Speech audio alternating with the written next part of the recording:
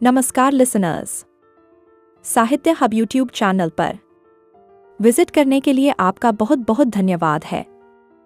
अभी हम सुनेंगे मुंशी प्रेमचंद जी की एक रोचक कहानी, त्रिया चरित्र।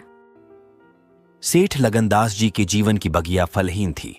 कोई ऐसा मानवीय, आध्यात्मिक या चिकित्सात्मक प्रयत्न न था जो उन्होंने न किया हो। यूं शादी में एक पत्नी व्रत के कायल थे, मगर जरूरत और आग्रह से विवश होकर एक दो नहीं 5 शादियां की। यहां तक कि उम्र के 40 साल गुजर गए और अंधेरे घर में उजाला न हुआ। बेचारे बहुत रंजीदा रहते। ये धन संपत्ति, ये ठाट बाट, ये वैभव और ये ऐश्वर्य क्या होंगे? मेरे बाद इनका क्या होगा? कौन इनको भोगेगा? ये ख्याल बहुत अफसोसनाक था। आखिर यह सलाह हुई कि किसी लड़के को गोद लेना चाहिए, मगर यह मसला पारिवारिक झगड़ों के कारण सालों तक स्थगित रहा। जब सेठ जी ने देखा कि बीवियों में अब तक बदस्तूर कशमकश हो रही है, तो उन्होंने नैतिक साहस से काम लिया और एक होनहार अनाथ लड़के को गोद ले लिया। उसका नाम रखा गया मगनदास। उसकी उम्र 5-6 साल से ज्यादा न थी। बला का ज़हीन और तमीजदार। मगर औरतें सब कुछ कर सकती हैं, दूसरे के बच्चे को अपना नहीं समझ सकती। यहां तो 5 औरतों का साजा था। अगर एक उसे प्यार करती तो बाकी 4 औरतों का फर्ज था कि उससे नफरत करें। हाँ, सेठ जी उसके साथ बिल्कुल अपने लड़के की सी मोहब्बत करते थे। पढ़ाने को मास्टर रखे, सवारी के लिए घोड़े। रईसी ख्याल के आदमी थे। राग रंग का सामान भी मुहैया था। गाना सीखने का लड़के ने शौक किया तो उसका भी इंतजाम हो गया। गरज जब मगनदास जवानी पर पहुंचा तो रईसाना दिलचस्पियों में उसे कमाल हासिल था। उसका गाना सुनकर उस्ताद लोग कानों पर हाथ रखते। शहसवार ऐसा कि दौड़ते हुए घोड़े पर सवार हो जाता। डील डॉल शक्ल सूरत में उसका सा अलबेला जवान दिल्ली में कम होगा। शादी का मसला पेश हुआ। नागपुर के करोड़पति सेठ मक्खन लाल बहुत लहराए हुए थे। उनकी लड़की से शादी हो गई। धूमधाम का जिक्र किया जाए तो किस्सा वियोग की रात से भी लंबा हो जाए। मक्खन लाल का उसी शादी में दीवाला निकल गया। इस वक्त मगनदास से ज्यादा ईर्ष्या के योग्य आदमी और कौन होगा? उसकी जिंदगी की बहार उमंगों पर भी और मुरादों के फूल अपनी शबनमी ताजगी में खिल खिलकर हुस्न और ताजगी का समा दिखा रहे थे। मगर तकदीर की देवी कुछ और ही सामान कर रही थी। वह सैर सपाटे के इरादे से जापान गया हुआ था कि दिल्ली से खबर आई कि ईश्वर ने तुम्हें एक भाई दिया है। मुझे इतनी खुशी है कि ज्यादा अरसे तक जिंदा न रह सकूं। तुम बहुत जल्द लौट आऊं। मगनदास के हाथ से तार का कागज छूट गया और सर में ऐसा चक्कर आया कि जैसे किसी ऊंचाई से गिर पड़ा है। मगनदास का किताबी ज्ञान बहुत कम था, मगर स्वभाव की सज्जनता से वह खाली हाथ न था। हाथों की उदारता ने, जो समृद्धि का वरदान है, हृदय को भी उदार बना दिया था। उसे घटनाओं की इस काया पलट से दुख तो जरूर हुआ, आखिर इंसान ही था, मगर उसने धीरज से काम लिया और एक आशा और भय की मिलीजुली हालत में देश को रवाना हुआ। रात का वक्त था। जब अपने दरवाजे पर पहुंचा तो नाच गाने की महफिल सजी देखी। उसके कदम आगे न बढ़े। वह लौट पड़ा और एक दुकान के चबूतरे पर बैठकर सोचने लगा कि अब क्या करना चाहिए। इतना तो उसे यकीन था कि सेठ जी उसके साथ भी भलमनसी और मोहब्बत से पेश आएंगे, बल्कि शायद अब और भी कृपा करने लगे। सेठानियों भी अब उसके साथ गैरों का सा बर्ताव न करेंगी। मुमकिन है मझली बहू, जो इस बच्चे की खुशनसीब मां थीं, उसे दूर दूर रहे, मगर बाकी 4 सेठानियों की तरफ से सेवा सत्कार में कोई शक नहीं था। उनकी डाह से वह फायदा उठा सकता था।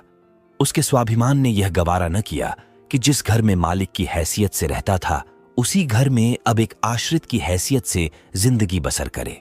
उसने फैसला कर लिया कि सब यहां रहना न मुनासिब है, न मसलहत। मगर जाऊं कहां? न कोई ऐसा फन सीखा, न कोई ऐसा इल्म हासिल किया जिससे रोजी कमाने की सूरत पैदा होती।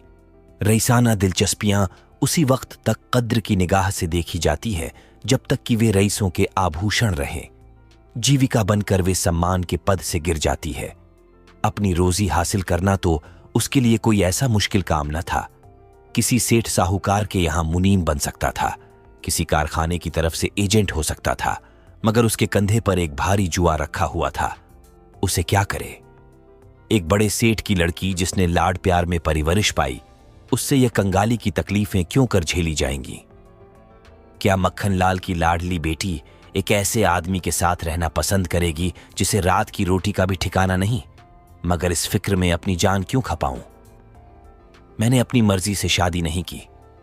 मैं बराबर इनकार करता रहा। सेठ जी ने जबरदस्ती मेरे पैरों में बेड़ी डाली है। अब वही इसके जिम्मेदार हैं, मुझसे कोई वास्ता नहीं। लेकिन जब उसने दोबारा ठंडे दिल से इस मसले पर गौर किया तो बचाव की कोई सूरत नजर न आई। आखिरकार उसने यह फैसला किया कि पहले नागपुर चलूं, जरा उन महारानी के तौर तरीके को देखूं, बाहर ही बाहर उनके स्वभाव की, मिजाज की जांच करूं। उस वक्त तय करूंगा कि मुझे क्या करके चाहिए। अगर रईसी की बू उनके दिमाग से निकल गई है और मेरे साथ रूखी रोटियां खाना उन्हें मंजूर है तो इससे अच्छा फिर और क्या। लेकिन अगर वह अमीरी ठाट बाट के हाथों बिकी हुई है तो मेरे लिए रास्ता साफ है। फिर मैं हूं और दुनिया का गम। ऐसी जगह जाऊं जहां किसी परिचित की सूरत सपने में भी न दिखाई दे। गरीबी की जिल्लत नहीं रहती अगर अजनबियों में जिंदगी बसर की जाए। ये जानने पहचानने वालों की कनखियां और कनबत्तियां हैं जो गरीबी को यंत्रणा बना देती हैं। इस तरह दिल में जिंदगी का नक्शा बनाकर मगनदास अपनी मर्दाना हिम्मत के भरोसे पर नागपुर की तरफ चला, उस मल्लाह की तरह जो किश्ती और पाल के बगैर नदी की उमड़ती हुई लहरों में अपने को डाल दे। शाम के वक्त सेठ मक्खनलाल के सुंदर बगीचे में सूरज की पीली किरणें मुरझाए हुए फूलों से गले मिलकर विदा हो रही थीं। बाग के बीच में एक पक्का कुआं था और एक मौलसिरी का पेड़। कुएं के मुंह पर अंधेरे की नीली सी नकाब थी, पेड़ के सिर पर रोशनी की सुनहरी चादर। इसी समय एक नौजवान थका मांदा कुएं पर आया और लोटे से पानी भरकर पीने के बाद जगत पर बैठ गया। मालिन ने पूछा, कहाँ जाओगे? मगनदास ने जवाब दिया कि जाना तो था बहुत दूर, मगर यहीं रात हो गई। यहां कहीं ठहरने का ठिकाना मिल जाएगा? मालिन, चले जाओ, सेठ जी की धर्मशाला में बड़े आराम की जगह है। मगनदास, धर्मशाला में तो मुझे ठहरने का कभी संयोग नहीं हुआ। कोई हर्ज ना हो तो यहीं पड़ा रहूं। यहां कोई रात को रहता है? मालिन, भाई, मैं यहां ठहरने को न कहूंगी। ये बाई जी की बैठक है। झरोखे में बैठकर सैर किया करती हैं।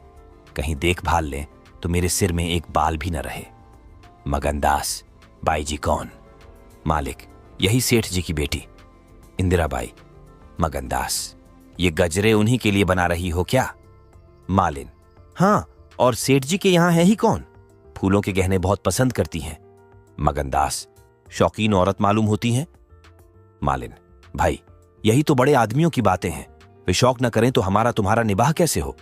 और धन है किस लिए? अकेली जान पर 10 लौंडियां हैं। सुना करती थी कि भगवान आदमी का हल भूत जोतता है, वह अपनी आंखों देखा। आप पंखा चलने लगे। आप सारे घर में दिन का सा उजाला हो जाए। तुम झूठ समझते होगे, मगर मैं आंखों देखी बात कहती हूं। उस गर्व की चेतना के साथ जो किसी नादान आदमी के सामने अपनी जानकारी के बयान करने में होता है, बूढ़ी मालिन अपनी सर्वज्ञता का प्रदर्शन करने लगी।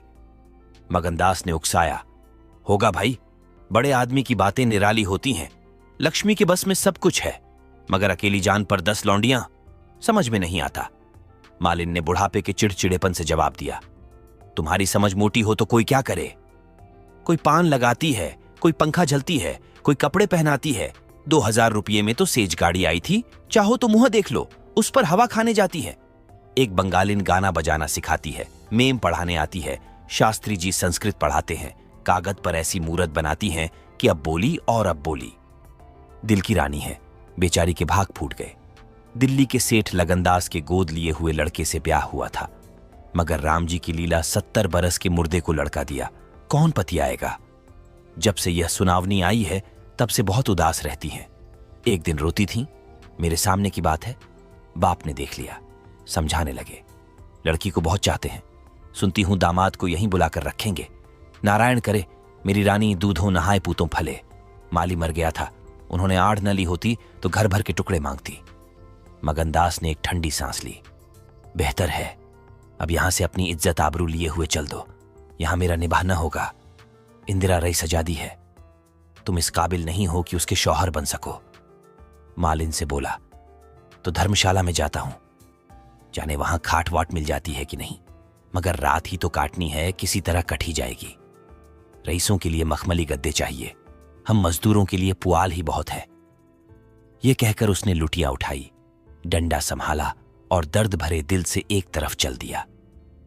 उस वक्त इंदिरा अपने झरोखे पर बैठी हुई इन दोनों की बातें सुन रही थी। कैसा संयोग है कि स्त्री को स्वर्ग की सब सिद्धियां प्राप्त हैं और उसका पति आवारों की तरह मारा मारा फिर रहा है। उसे रात काटने का ठिकाना नहीं। मगनदास निराश विचारों में डूबा हुआ शहर से बाहर निकल आया और एक सराय में ठहरा जो सिर्फ इसलिए मशहूर थी कि वहां शराब की एक दुकान थी। यहां आसपास से मजदूर लोग आकर अपने दुख को भुलाया करते थे। जो भूले भटके मुसाफिर यहां ठहरते, उन्हें होशियारी और चौकसी का व्यावहारिक पाठ मिल जाता था। मगनदास थका मांदा था ही, एक पेड़ के नीचे चादर बिछाकर सो रहा और जब सुबह को नींद खुली तो उसे किसी पीर औलिया के ज्ञान की सजीव दीक्षा का चमत्कार दिखाई पड़ा, जिसकी पहली मंजिल वैराग्य है। उसकी छोटी सी पोटली, जिसमें 2-1 कपड़े और थोड़ा सा रास्ते का खाना और लुटिया डोर बंधी हुई थी, गायब हो गई। उन कपड़ों को छोड़कर जो उसके बदन पर थे, अब उसके पास कुछ भी न था और भूख, जो कंगाली में और भी तेज हो जाती है, उसे बेचैन कर रही थी। मगर वह दृढ़ स्वभाव का आदमी था। उसने किस्मत का रोना न रोया और किसी तरह गुजर करने की तदबीरें सोचने लगा। लिखने और गणित में उसे अच्छा अभ्यास था, मगर इस हैसियत में उससे फायदा उठाना असंभव था। उसने संगीत का बहुत अभ्यास किया था। किसी रसिक रईस के दरबार में उसकी कद्र हो सकती थी, मगर उसके पुरुषोचित अभिमान ने इस पेशे को अख्तियार करने इजाजत न दी। हाँ, वह आला दर्जे का घुड़सवार था और यह फन मजे में पूरी शान के साथ उसकी रोजी का साधन बन सकता था। यह पक्का इरादा करके उसने हिम्मत से कदम आगे बढ़ाए। ऊपर से देखने पर यह बात यकीन के काबिल नहीं मालूम होती, मगर वह अपना बोझ हल्का हो जाने से इस वक्त बहुत उदास नहीं था। मर्दाना हिम्मत का आदमी ऐसी मुसीबतों को उसी निगाह से देखता है जिसमें एक होशियार विद्यार्थी परीक्षा के प्रश्नों को देखता है। उसे अपनी हिम्मत आजमाने का, एक मुश्किल से जूझने का मौका मिल जाता है। उसकी हिम्मत अजनाने ही मजबूत हो जाती है। अक्सर ऐसे मार के मर्दाना हौसले के लिए प्रेरणा का काम देते हैं। मगनदास इस जोश से कदम बढ़ाता चला जाता था कि जैसे कामयाबी की मंजिल सामने नजर आ रही है, मगर शायद वहां के घोड़ों ने शरारत और बिगड़ैलपन से तौबा कर ली थी, या वे स्वाभाविक रूप से बहुत मजे में धीमे धीमे चलने वाले थे। वह जिस गांव में जाता निराशा को उकसाने वाला जवाब पाता। आखिरकार शाम के वक्त जब सूरज अपनी आखिरी मंजिल पर जा पहुंचा था, उसकी कठिन मंजिल तमाम हुई। नागरघाट के ठाकुर अटल सिंह ने उसकी चिंता को समाप्त किया। यह एक बड़ा गांव था। पक्के मकान बहुत थे, मगर उनमें प्रेतात्माएं आबाद थीं। कई साल पहले प्लेग ने आबादी के बड़े हिस्से को इस क्षणभंगुर संसार से उठाकर स्वर्ग में पहुंचा दिया था। इस वक्त प्लेग के बचे खुचे वे लोग गांव के नौजवान और शौकीन जमींदार साहब और हल्के के कारगुजार और रोबीले थानेदार साहब थे। उनकी मिलीजुली कोशिशों से गांव में सतयुग का राज था। धन दौलत को लोग जान का अजाब समझते थे, उसे गुनाह की तरह छुपाते थे। घर घर में रुपये रहते हुए लोग कर्ज ले लेकर खाते और फटे हालों की तरह रहते थे। इसी में निबाह था। काजल की कोठरी थी, सफेद कपड़े पहनना उन पर धब्बा लगाना था। हुकूमत और जबरदस्ती का बाजार गर्म था। अहीरों के यहां आंजन के लिए भी दूध न था। थाने में दूध की नदी बहती थी। मवेशी खाने के मुहर्रिर दूध की कुल्लियां करते थे। इसी अंधेर नगरी को मगनदास ने अपना घर बनाया। ठाकुर साहब ने असाधारण उदारता से काम लेकर उसे रहने के लिए एक मकान भी दे दिया, जो केवल बहुत व्यापक अर्थों में मकान कहा जा सकता था। इसी झोंपड़ी में वह एक हफ्ते से जिंदगी के दिन काट रहा है। उसका चेहरा जर्द है और कपड़े मैले हो रहे हैं, मगर ऐसा मालूम होता है कि उस अब इन बातों की अनुभूति ही नहीं रही। जिंदा है मगर जिंदगी रुखसत हो गई है। हिम्मत और हौसला मुश्किल को आसान कर सकते हैं, आंधी और तूफान से बचा सकते हैं, मगर चेहरे को खिला सकना उनके सामर्थ्य से बाहर है। टूटी हुई नाव पर बैठकर मल्हार गाना हिम्मत का काम नहीं, हिमाकत का काम है। एक रोज जब शाम के वक्त वह अंधेरे में खाट पर पड़ा हुआ था, एक औरत उसके दरवाजे पर आकर भीख मांगने लगी। मगनदास का आवाज परिचित जान पड़ी। बाहर आकर देखा तो वही चंपा मालिन थी, कपड़े तार तार, मुसीबत की रोती हुई तस्वीर। बोला, मालिन, तुम्हारी यह क्या हालत है? मुझे पहचानती हो? मालिन ने चौंक कर देखा और पहचान गई। रोकर बोली, बेटा अब बताओ, मेरा कहां ठिकाना लगे? तुमने मेरा बना बनाया घर उजाड़ दिया ना? उस दिन तुमसे बात करती ने मुझे पर यह विपत पड़ती। बाई ने तुम्हें बैठे देख लिया, बातें भी सुनी। सुबह होते ही मुझे बुलाया और बरस पड़ी। नाक कटवा लूंगी, मुंह में कालिख लगवा दूंगी। चुड़ैल कुटनी, तू मेरी बात किसी गैर आदमी से क्यों चलाए?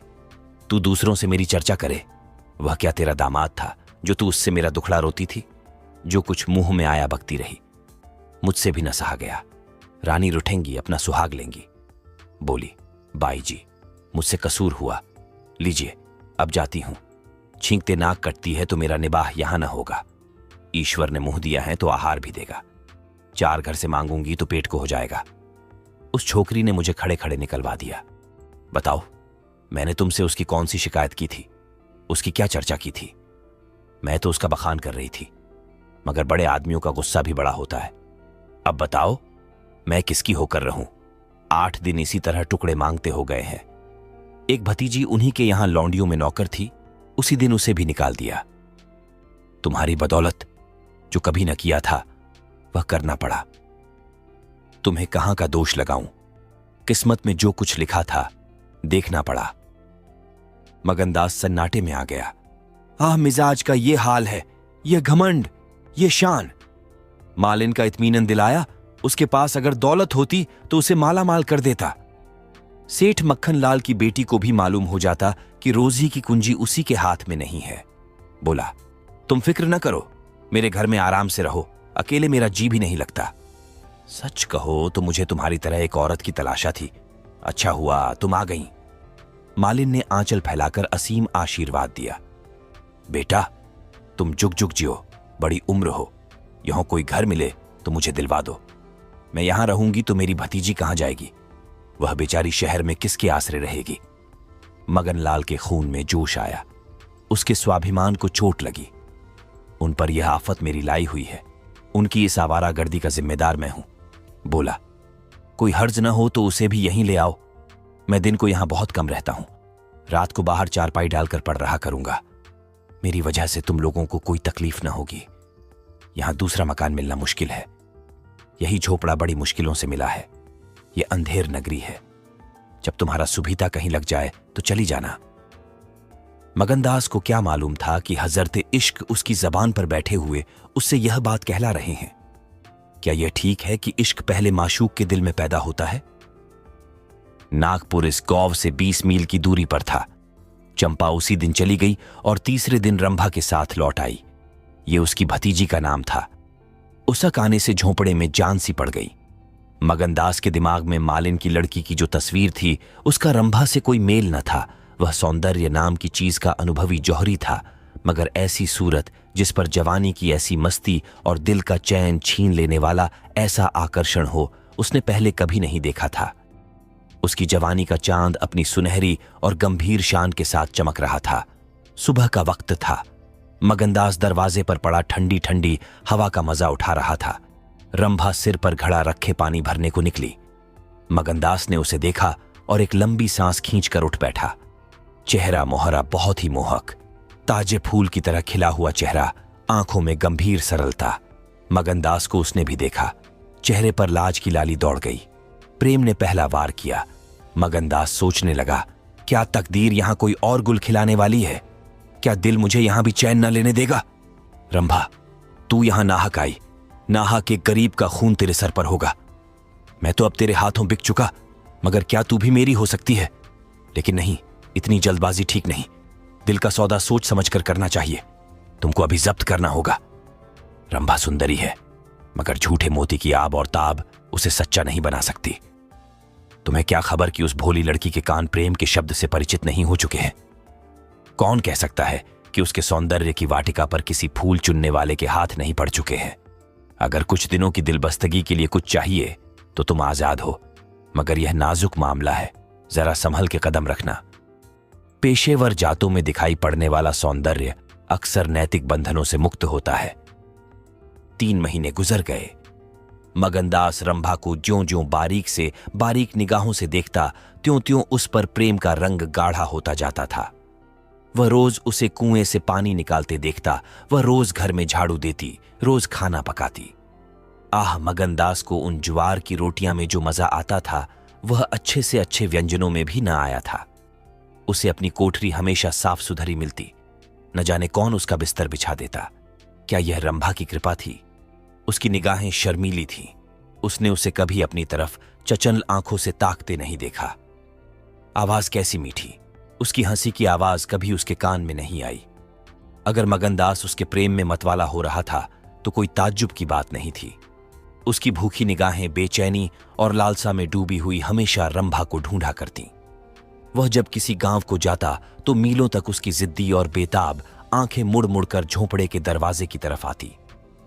उसकी ख्याति आसपास फैल गई थी, मगर उसके स्वभाव की सरलता और उदार हृदयता से अक्सर लोग अनुचित लाभ उठाते थे।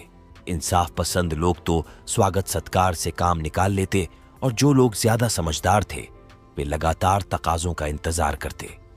चूंकि मगनदास इस फन को बिल्कुल नहीं जानता था, बावजूद दिन रात की दौड़ धूप के गरीबी से उसका गला न छूटता। जब वह रंभा को चक्की पीसते हुए देखता तो गेहूं के साथ उसका दिल भी पिस जाता था। वह कुएं से पानी निकालती तो उसका कलेजा निकल आता। जब वह पड़ोस की औरतों के कपड़े सीती तो कपड़ों के साथ मगनदास का दिल छिद जाता। मगर कुछ बस था न काबू। मगनदास की हृदय भेदी दृष्टि को इसमें तो कोई संदेह नहीं था कि उसके प्रेम का आकर्षण बिल्कुल बेअसर नहीं है, वरना रंभा की उन वफा से भरी हुई खातिरदरियों की तुक वह कैसे बिठाता। वफा ही वह जादू है, रूप के गर्व का सिर नीचा कर सकता है। मगर प्रेमिका के दिल में बैठने का मादा उसमें बहुत कम था।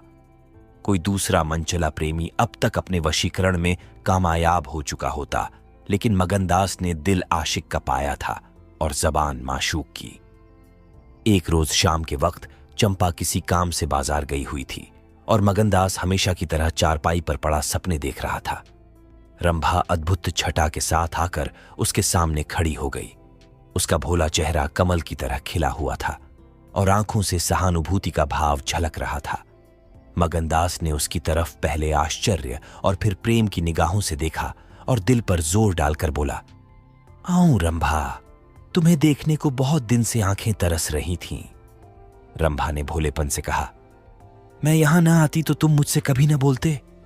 मगनदास का हौसला बढ़ा, बोला, बिना मर्जी पाए तो कुत्ता भी नहीं आता। रंभा मुस्कुराई, कली खिल गई। मैं तो आप ही चली आई। मगनदास का कलेजा उछल पड़ा।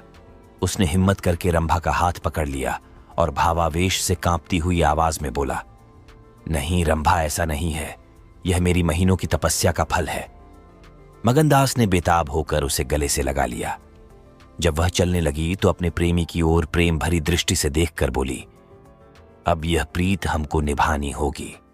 पौ फटने के वक्त जब सूर्य देवता के आगमन की तैयारियों हो रही थी, मगनदास की आंखें खुली रंभा आटा पीस रही थी। उस शांतिपूर्ण सन्नाटे में चक्की की घुमर घुमर बहुत सुहानी मालूम होती थी और वह उसके सुर से सुर मिलाकर अपने प्यारे ढंग से गा रही थी। झुलनियां मोरी पानी में गिरी, मैं जानू पिया मौको मनई है। उलटी मनावन मोको पड़ी, झुलनियां मोरी पानी में गिरी। साल भर गुजर गया। मगनदास की मोहब्बत और रंभा के सलीके न मिलकर उस वीरान झोंपड़े को कुंज बाग बना दिया। अब वहां गायें थीं, फूलों की क्यारियां थीं और कई देहाती ढंग के मोढ़े थे। सुख सुविधा की अनेक चीजें दिखाई पड़ती थीं। एक रोज सुबह के वक्त मगनदास कहीं जाने के लिए तैयार हो रहा था कि एक संभ्रांत व्यक्ति अंग्रेजी पोशाक पहने उसे ढूंढता हुआ आ पहुंचा और उसे देखते ही दौड़कर गले से लिपट गया। मगनदास और वह दोनों एक साथ पढ़ा करते थे। वह अब वकील हो गया था। मगनदास ने भी अब पहचाना और कुछ झेंपता और कुछ झिझकता उससे गले लिपट गया। बड़ी देर तक दोनों दोस्त बातें करते रहे।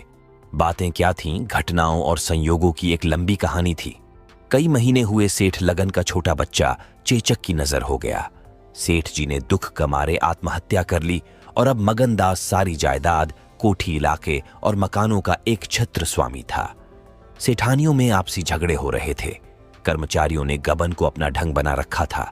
बड़ी सेठानी उसे बुलाने के लिए खुद आने को तैयार थी, मगर वकील साहब ने उन्हें रोका था। तब मगनदास ने मुस्कुराकर पूछा, तुम्हें क्यों कर मालूम हुआ कि मैं यहां हूं? तो वकील साहब ने फरमाया, महीने भर से तुम्हारी टोह में हूं। सेठ मखनलाल ने अता पता बतलाया। तुम दिल्ली पहुंचे और मैंने अपना महीने भर का बिल पेश किया। रंभा अधीर हो रही थी। कि ये कौन है और इनमें क्या बातें हो रही है। 10 बजते बजते वकील साहब मगनदास से एक हफ्ते के अंदर आने का वादा लेकर विदा हुए। उसी वक्त रंभा आ पहुंची और पूछने लगी, ये कौन थे? इनका तुमसे क्या काम था? मगनदास ने जवाब दिया, यमराज का दूत। रंभा, क्या असगुन बकते हो? मग्न, नहीं नहीं रंभा, यह असगुन नहीं है, यह सचमुच मेरी मौत का दूत था। मेरी खुशियों के बाग को रौंदने वाला, मेरी हरी भरी खेती को उजाड़ने वाला। रंभा, मैंने तुम्हारे साथ दगा की है, मैंने तुम्हें अपने फरेब के जाल में फंसाया है। मुझे माफ करो। मोहब्बत ने मुझसे यह सब करवाया।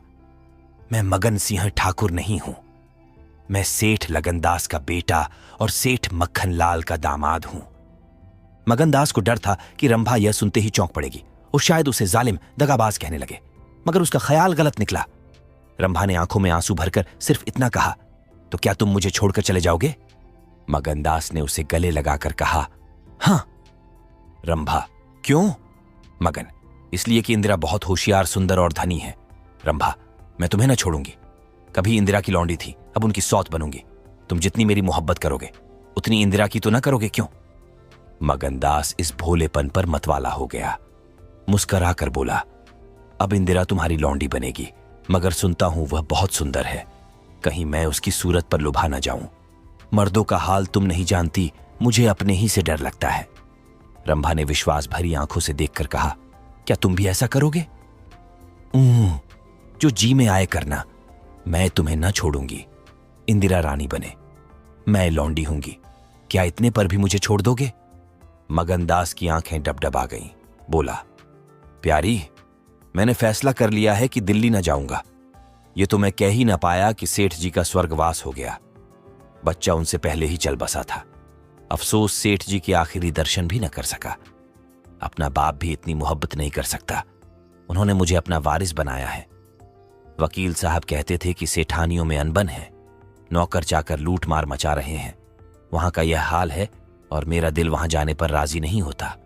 दिल तो यहां है, वहां कौन जाए? रंभा जरा देर तक सोचती रही, फिर बोली, तो मैं तुम्हें छोड़ दूंगी। इतने दिन तुम्हारे साथ रही, जिंदगी का सुख लूटा। अब जब तक जीऊंगी इस सुख का ध्यान करती रहूंगी, मगर तुम मुझे भूल तो ना जाओगे? साल में एक बार देख लिया करना, इसी झोपड़े में आकर। मगनदास ने बहुत रोका, मगर उनंसू न रुक सके। बोले, रंभा, इसी बातें ना करो, कलेजा बैठा जाता है। मैं तुम्हें छोड़ नहीं सकता, इसीलिए नहीं कि तुम्हारे ऊपर कोई एहसान है, तुम्हारी खातिर नहीं, अपनी खातिर।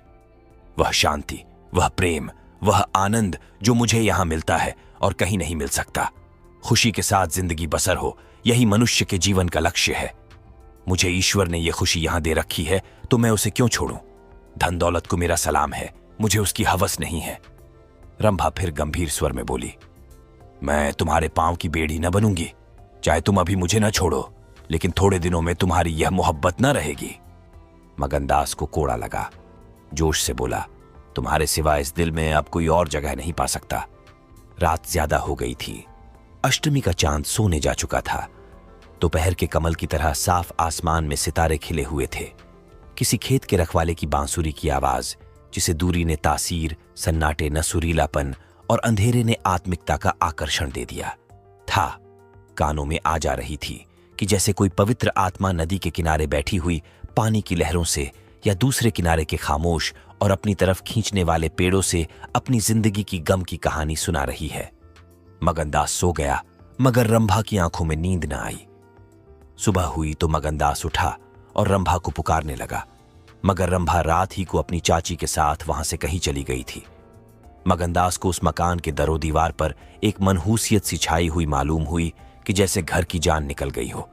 वह घबराकर उस कोठरी में गया जहां रंभा रोज चक्की पीसती थी, मगर अफसोस आज चक्की एकदम निश्चल थी। फिर वह कुएं की तरह दौड़ा गया, लेकिन ऐसा मालूम हुआ कि कुएं ने उसे निगल जाने के लिए अपना मुंह खोल दिया है। तब वह बच्चों की तरह चीख उठा।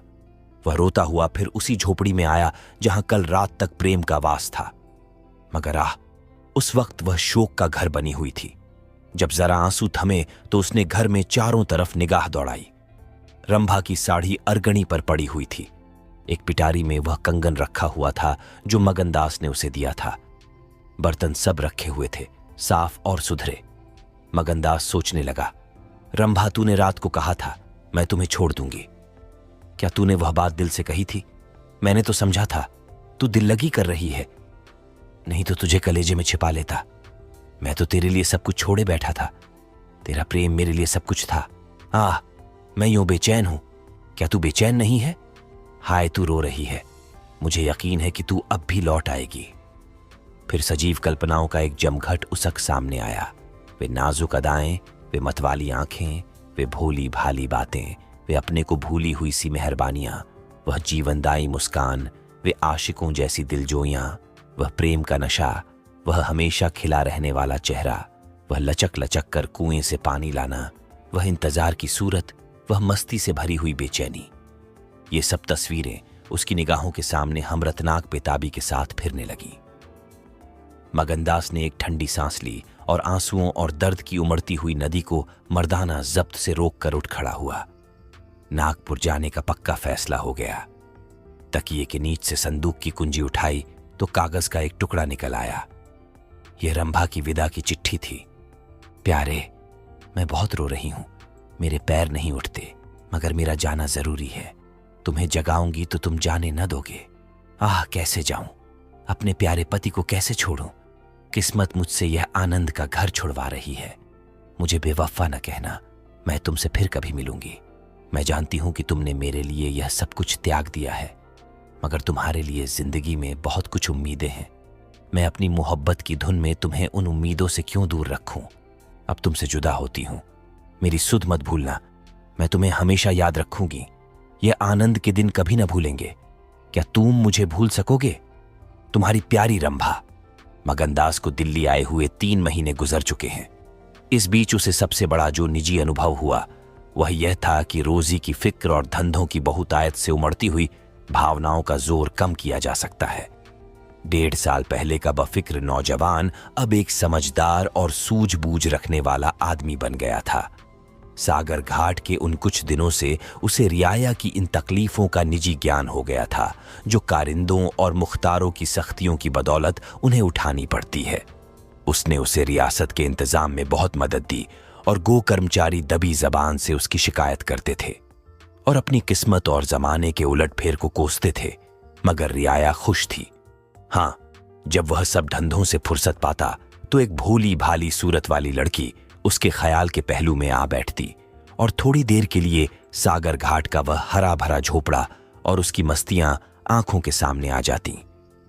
सारी बातें एक सुहाने सपने की तरह याद आकर उसके दिल को मसोसने लगती, लेकिन कभी कभी खुद ब खुद उसका ख्याल इंदिरा की तरफ भी जा पहुंचता। गो उसके दिल में रंभा की वही जगह थी, मगर किसी तरह उसमें इंदिरा के लिए भी एक कोना निकल आया था। जिन हालातों और आफतों ने उसे इंदिरा से बेजार कर दिया था वह अब रुखसत हो गई थी। अब उसे इंदिरा से कुछ हमदर्दी हो गई। अगर उसके मिजाज में घमंड है, हुकूमत है, तकल्लुफ है, शान है, तो यह उसका कसूर नहीं, ये रईस जादो की आम कमजोरियां हैं, यही उनकी शिक्षा है। वे बिल्कुल बेबस और मजबूर है। इन बदते हुए और संतुलित भावों के साथ जहां वह बेचैनी के साथ रंभा की याद को ताजा किया करता था, वहां इंदिरा का स्वागत करने और उसे अपने दिल में जगह देने के लिए तैयार था। वह दिन दूर नहीं था जब उसे उस आजमाइश का सामना करना पड़ेगा। उसके कई आत्मीय अमीराना शान शौकत के साथ इंदिरा को विदा कराने के लिए नागपुर गए हुए थे। मगनदास की तबीयत आज तरह तरह के भावों के कारण, जिनमें प्रतीक्षा और मिलन की उत्कंठा विशेष थी, उचाट सी हो रही थी। जब कोई नौकर आता तो वह संभल बैठता कि शायद इंदिरा आ पहुंची। आखिर शाम के वक्त जब दिन और रात गले मिले रहे थे, जनान खाने में जोर शोर से गाने की आवाजों ने बहू के पहुंचने की सूचना दी। सुहाग की सुहानी रात थी। 10 बज गए थे।